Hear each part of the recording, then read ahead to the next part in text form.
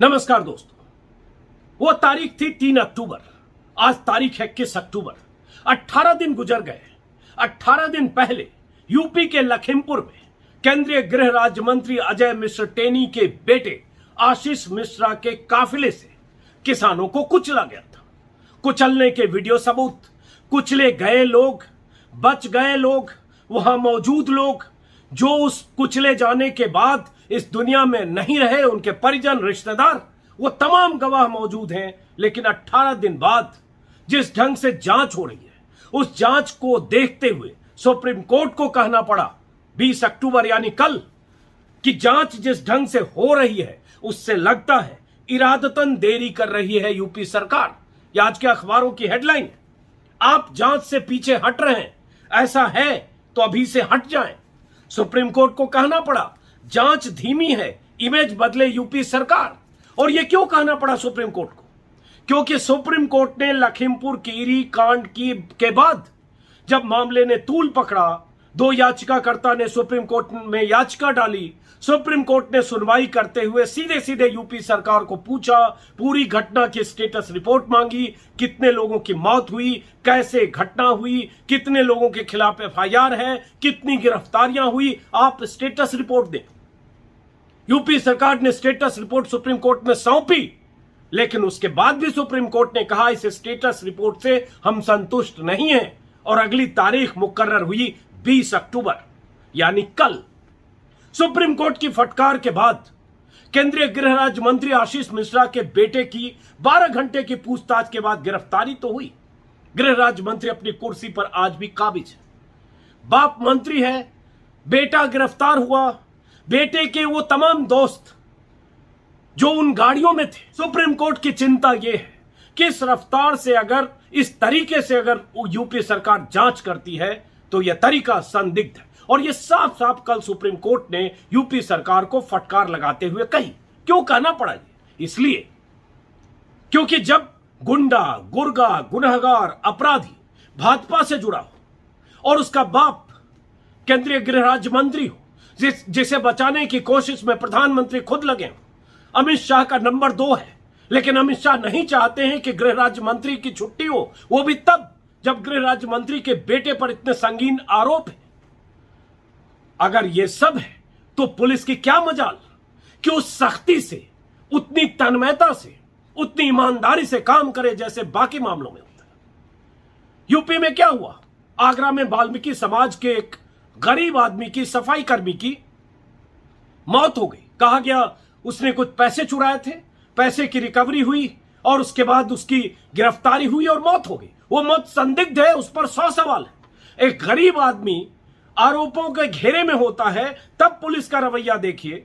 जहां उस पर लगे आरोपों की पुष्टि नहीं हुई, उसमें 100 छेद हैं उस पर जो आरोप लगे, और एक तरफ मंत्री पुत्र बहुत मुश्किल से गिरफ्तार होता है 12 घंटे की पूछताछ के बाद। मंत्री अपनी कुर्सी पर बैठा है आज भी, 18 दिन बाद भी। आज के अखबारों की सुर्खियां देख रहा था दोस्तों। कल मैं मिस कर गया, किसी व्यक्तिगत काम में मैं कल सुप्रीम कोर्ट की सुनवाई देख और सुन नहीं पाया, पढ़ नहीं पाया। आज जो अखबार में खबरें हैं उसके मुताबिक सुप्रीम कोर्ट ने सीधे सीधे कई तमाचे योगी सरकार पर जड़े हैं। हालांकि ये तमाचे मोदी और शाह की सत्ता को भी है, क्योंकि उस आरोपी का पिता केंद्रीय गृह राज्य मंत्री है और बेशर्म सत्ता 18 दिन बाद तक उस मंत्री को अपनी कुर्सी पर टिकाए है। सुप्रीम कोर्ट ने कल कहा, CJI chief justice NV Ramana ने, और बहुत उम्मीद की जानी चाहिए जिस ढंग से सुप्रीम कोर्ट इस मामले में दखल दे रहा है, अगर सुप्रीम कोर्ट का दखल ना होता तो आशीष मिश्रा आज भी सलाखों के पीछे ना होता। सुप्रीम कोर्ट ने कहा कि इस यूपी सरकार की स्टेटस रिपोर्ट सुनवाई के दिन ही आपने क्यों दाखिल की?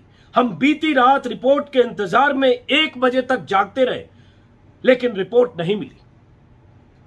यूपी सरकार की तरफ से हरीश साल्वे देश के बहुत बड़े वकील पेश हुए थे, पिछली सुनवाई में भी, इस बार भी। उन्होंने कहा हमें लगा इसे सीधे कोर्ट के समक्ष पेश करना है, इसलिए सील बंद लिफाफे में दाखिल की गई। इस पर सीजेआई ने कहा सील बंद करने की क्या जरूरत, हमने ऐसा नहीं कहा।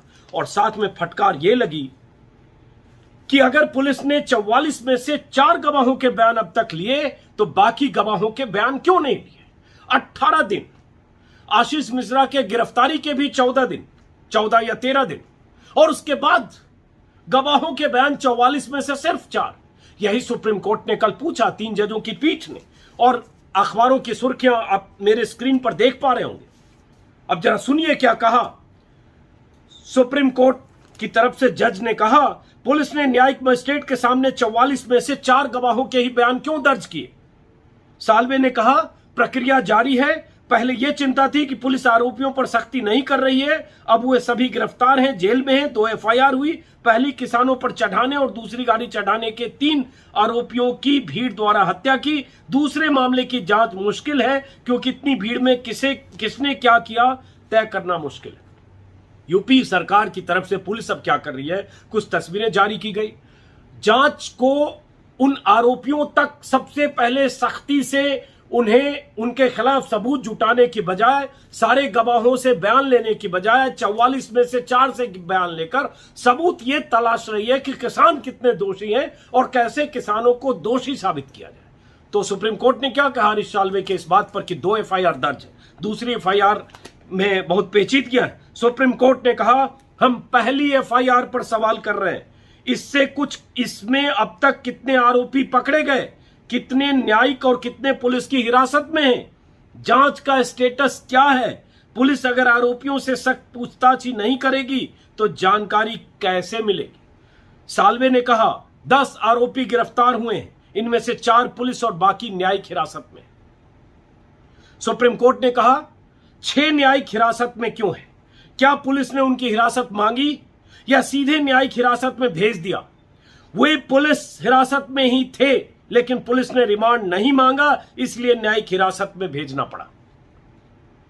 पुलिस ने रिमांड क्यों नहीं मांगी? उन सारे आरोपियों की पुलिस को क्या जरूरत नहीं थी? क्या पुलिस सिर्फ रिक्रिएशन करके पूरे मामले का सबूत मान ले रही है, जुटा लेगी?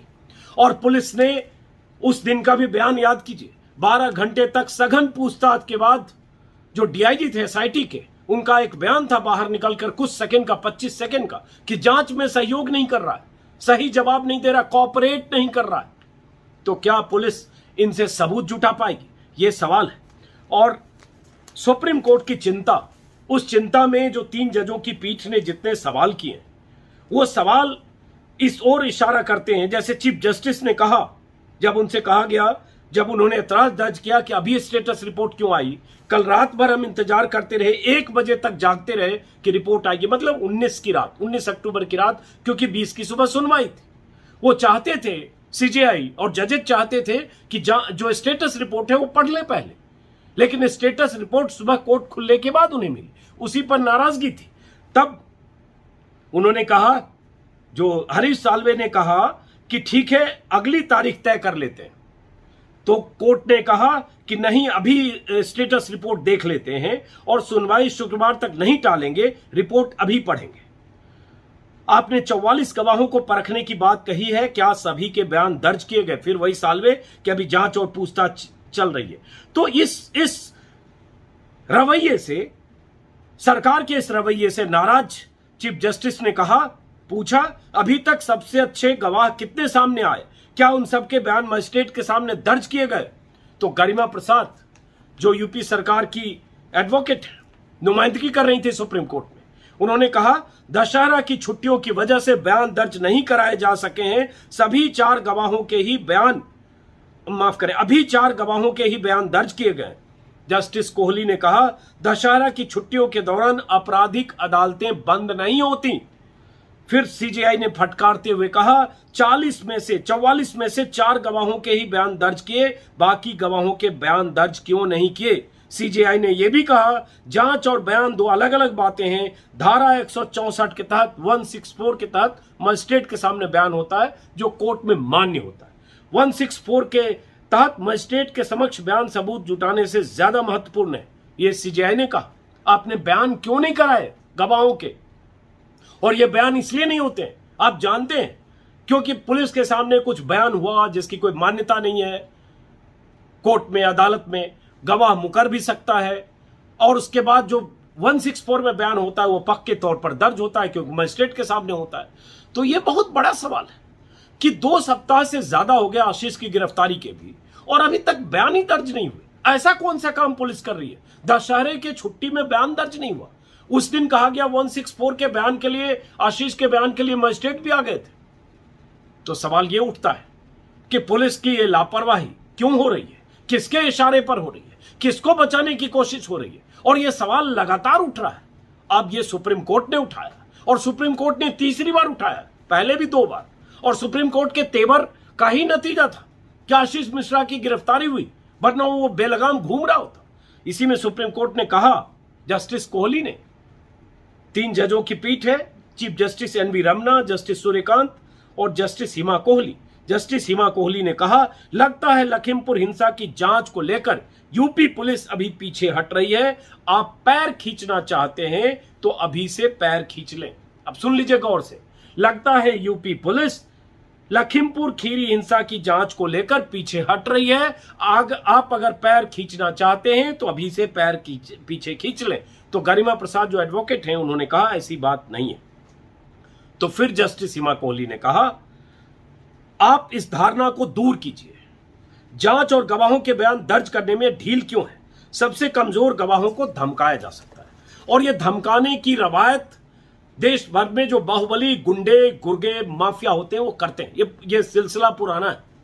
और यही आशीष मिश्रा और इनके पिता, जब इन पर एक कारोबारी प्रभात गुप्ता की हत्या का आरोप लगा था 302 का, तब ये जब बरी हुए 4 साल बाद, 2000 का मामला 2004 में बरी हुए, तब भी जो आईओ थे उन्होंने अपनी जांच रिपोर्ट में लिखा था कि जो अजय मिश्र टेनी है, बीजेपी का नेता है, रसूखदार है, दबंग है। और ऐसा माना गया कि बहुत सारे ऐसे हलफनामे अजय मिश्र टेनी ने डरा धमकाकर या गवाहों को प्रभावित कर अपने पक्ष में लिखवाए, दायर करवाए, और इसी आधार पर अजय मिश्र टेनी उस मामले से बरी हुए जो दफा 302 का मामला था। वही रास्ता अख्तियार किया गया आशीष मिश्रा के पक्ष में। कहा गया जिस दिन पेशी हुई थी 1 दर्जन हल्फनामे उनके पास थे, उनके पक्ष में, कि वो दंगल में थे, मौका वारदात पर नहीं थे, घटना के वक्त गाड़ी में नहीं थे, वो जो उनके पिता की तरफ से दादा की याद में कुश्ती का आयोजन होता है वहां थे। लेकिन एक भी सबूत कुश्ती के आयोजन में उस वक्त होने के, अजय मिश्रा के बेटे आशीष मिश्रा उर्फ मोनू भैया के होने के सबूत नहीं थे। कोई वीडियो सबूत अगर होता जिसकी तलाश हो रही थी कि 2 बजे से 3:30 बजे तक, कहां थे? ऐसा कोई सबूत नहीं मिला, तभी उनकी गिरफ्तारी हुई। लेकिन ऐसे हलफनामे, ऐसे गवाह किसी भी ऐसे दबंग आदमी के लिए बहुत आसान है। और वहां जहां योगी की सरकार हो, मोदी की सत्ता हो, मोदी की सत्ता में मंत्री हो, और उसके बाद अगर मोदी की सत्ता उस मंत्री के पुत्र को बचाने की कोशिश में हो, या उस मंत्री को खुली छूट हो, कुर्सी पर रहते हुए वो अधिकारियों को प्रभावित करने की कोशिश करे, क्योंकि कोई भी जांच एजेंसी किसी भी रसूखदार मंत्री से ऊपर नहीं है, और वो मंत्री अगर केंद्रीय गृह राज्य मंत्री, तो सुप्रीम कोर्ट की यह चिंता अपनी जगह वाजिब है। लेकिन सवाल यह उठता है, क्या प्रधानमंत्री मोदी 19 दिन बाद भी, 18 दिन बाद भी ये नहीं मानते कि उनके उस गृह राज्य मंत्री को कुर्सी से रुखसत होना चाहिए ताकि जांच हो सके? वो नहीं मानते। सीधी सी बात है। सत्ता में बैठे लोगों की चमड़ी इतनी मोटी है कि कोई फर्क नहीं पड़ता। हम आप आवाज बुलंद करते रहे, हम आप न्याय की बात करते रहे कि न्याय कैसे मिलेगा, कैसे जांच, ईमानदार जांच होगी, जब तक जो आरोपी है उस आरोपी का बाप केंद्रीय गृह राज्य मंत्री के पद से हटता नहीं, कोई फर्क नहीं पड़ता। मोदी की सत्ता, आज ही मैं दैनिक जागरण अखबार की एक हेडलाइन देख रहा था। मोदी जी ने कहा है, योगी ने माफियावादियों को दिया दर्द। कुशीनगर में प्रधानमंत्री मोदी के भाषण का हिस्सा है, माफियावादियों को दिया दर्द। अजय मिश्रा टेनी का जो इतिहास है, अतीत है, उनके इलाके के लोग, लखीमपुर खीरी के आसपास के लोग जानते हैं। और इसी का जिक्र उन्होंने उस धमकी वाले वीडियो में भी किया था, 25 सितंबर का वीडियो, जिसमें कहा था मुझे लोग जानते हैं कि मैं सिर्फ सांसद, मंत्री या विधायक नहीं हूं। उसके पहले क्या था ये लोग जानते हैं। 2 मिनट में सुधर जाओ, नहीं तो सुधार दूंगा। ऐसा कोई मंत्री कहता है? ऐसा कोई राजनेता कहता है? ऐसा बाहुबली, माफिया, दबंग, और वही कहता है जिसका अतीत गुंडागर्दी से जुड़ा, जिसका अतीत ऐसा हो कि इलाके के लोग उसके नाम से डरे, और वो उस अतीत को जिंदा रखते हुए कुर्सी पर काबिज रहना चाहता है। खबरदार मेरे खिलाफ मुंह खोला तो सवाल यह उठता है कि सुप्रीम कोर्ट की इस फटकार के बाद, सुप्रीम कोर्ट के इस रवैये के बाद क्या अब जांच में तेजी आएगी? सुप्रीम कोर्ट ने यह भी कहा कि गवाहों के बयान मजिस्ट्रेट के समक्ष दर्ज कराएं, उन्हें पुलिस सुरक्षा दें, पुलिस संवेदनशील गवाहों की पहचान कर उन्हें उनके लिए सुरक्षा का इंतजाम करें। याचिकाकर्ता चीफ जस्टिस ने यह भी कहा है यह गंभीर है, हमने आगे भी जांच रिपोर्ट तलब की है, पूरी रिपोर्ट दें। साल्वे ने कहा अगली सुनवाई तक पुलिस जांच को लेकर कोर्ट के संदेह को दूर करने की कोशिश करेगी। कोर्ट के संदेह को दूर करने की कोशिश करेगी। कोर्ट का संदेह तो उस दिन भी था जिस संदेह के आधार पर स्टेटस रिपोर्ट पर सुप्रीम कोर्ट ने कहा हम इससे संतुष्ट नहीं है, जो तौर तरीका है, और साफ साफ कहा क्या आप इसी तरह से आम लोगों के मामले को भी डील करते हैं? क्या वो अपराधी अगर आम आदमी होता है तो भी इसी तरह से करते हैं? क्या इसी तरह से पूछताछ की जाती है? ये सारे सवाल तो सुप्रीम कोर्ट ने तब भी उठाए और उन्हीं सवालों का नतीजा था कि आशीष मिश्रा सलाखों के पीछे गया। लेकिन सलाखों के पीछे रहकर भी आदमी छूटता है और बेदाग बरी भी होता है। मिसाल आशीष मिश्रा और उसका बाप, उसके मंत्री पिता ही है। तो यहां सुप्रीम कोर्ट का यह कहना, यह फटकार एक उम्मीद जरूर जगाता है जब सुप्रीम कोर्ट ये भी सवाल पूछता है कि 6 न्यायिक हिरासत में क्यों हैं? क्या पुलिस ने उनकी हिरासत मांगी बाकी लोगों को सीधे न्यायिक हिरासत में क्यों भेज दिया? कितने लोग पकड़े गए, कितने लोग हिरासत में हैं, क्या स्टेटस रिपोर्ट है? ये सारे सवाल के बाद उम्मीद है कि अगली सुनवाई जब होगी तो 44 गवाहों में से जो सिर्फ 4 गवाहों के बयान दर्ज हुए हैं, बाकी 40 के भी बयान दर्ज होंगे और पुलिस सही दिशा में काम करेगी। हालांकि सुप्रीम कोर्ट के तेवर, सुप्रीम कोर्ट की तलखी अपनी जगह है, पुलिस का तौर तरीका अपनी जगह है। सुप्रीम कोर्ट के जज तो जांच करने जाएंगे नहीं, जांच वही एजेंसी करेगी, वही पुलिस करेगी जो योगी सरकार का हिस्सा है। चाहे केंद्रीय एजेंसी करे तो भी, तो आप जानते हैं जांच एजेंसियां कैसे काम करती है, किसको क्लीन चिट देती है, किसको फंसाती है। इस केस में भी हमने सब कुछ देखा है। यहां भी पुलिस कुछ ऐसे सबूत जुटाने की कोशिश कर रही होगी या एसआईटी इस तरह के सबूत जुटाने की कोशिश कर रही होगी जिससे पता चले कि सिर्फ आशीष मिश्रा का कसूर नहीं था और किनका किनका कसूर था, जिनमें ज्यादातर किसान थे। और किसानों ने क्या किया? फिलहाल इस वीडियो को दोस्तों यहीं खत्म करते हैं, इस चिंता के साथ कि 18 दिन बीत गए। 3 अक्टूबर से आज 21 अक्टूबर हुआ। क्या उन कुचले गए किसानों को, उनके परिजनों को इंसाफ मिलेगा?